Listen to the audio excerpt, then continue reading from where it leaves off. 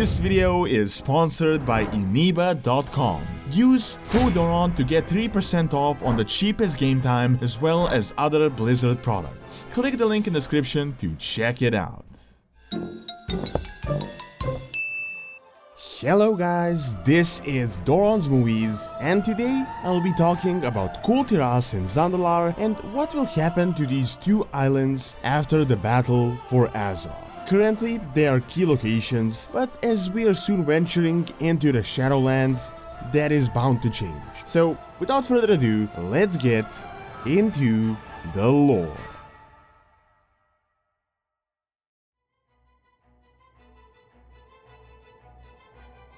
Both of these islands have a long and rich history, even though we've only recently seen them ourselves, especially Zandalar as one of the oldest regions in the world and the heart of the formerly very powerful Troll Empire.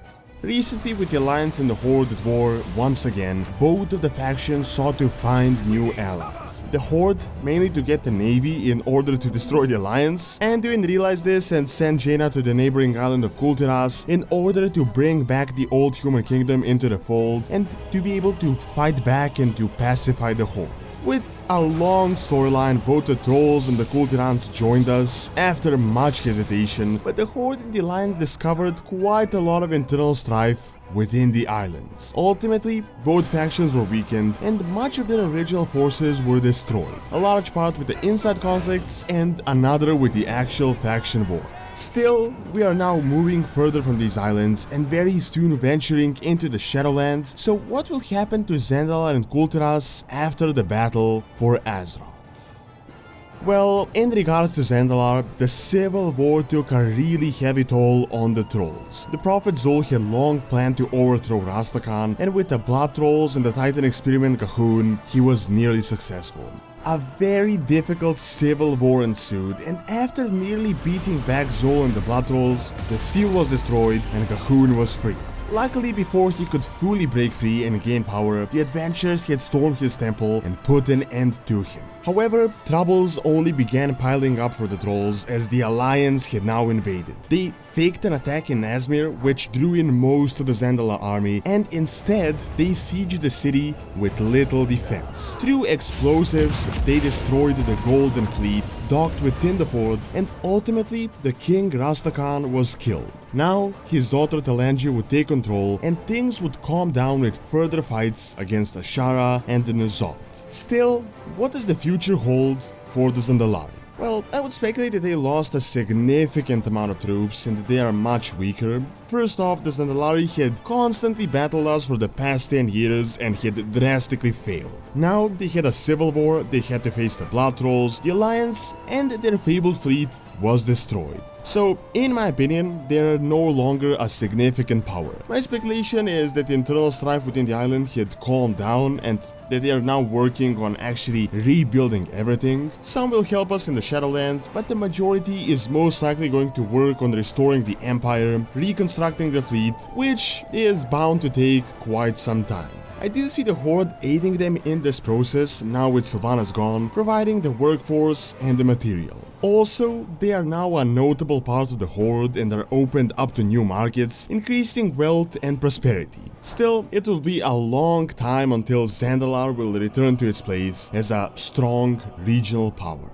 Now, in terms of Kul'Tiras, when Jaina had arrived, the entire place was a complete mess, riddled with pirates, crime, corruption, old god influence, as well as a civil war about to engulf the island. Lady Ashenwain had betrayed and sought to overthrow the House Proudmoore. On top of that, the core of the Kul'Tiran military might, their fleet, was missing.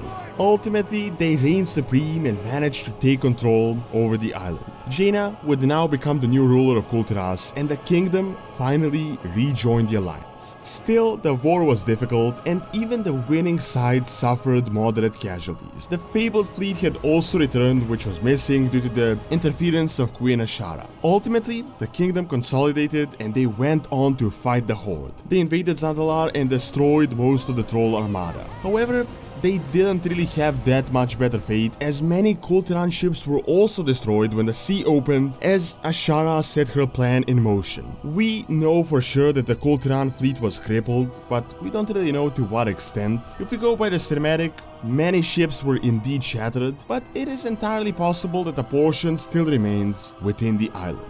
Regardless, much like the Zandalari, the Kul'Tirans had also suffered a lot. There were plenty of casualties for a small island, and their main part of the military, the navy, was heavily weakened. I see the human kingdom taking a long time to rebuild once again and to reach its former glory. However, with Jaina now leading and the alliance leaning more on the side of victory in this war, I think they will have more resources and that the rebuilding process will take much less time than that of the Zandalari.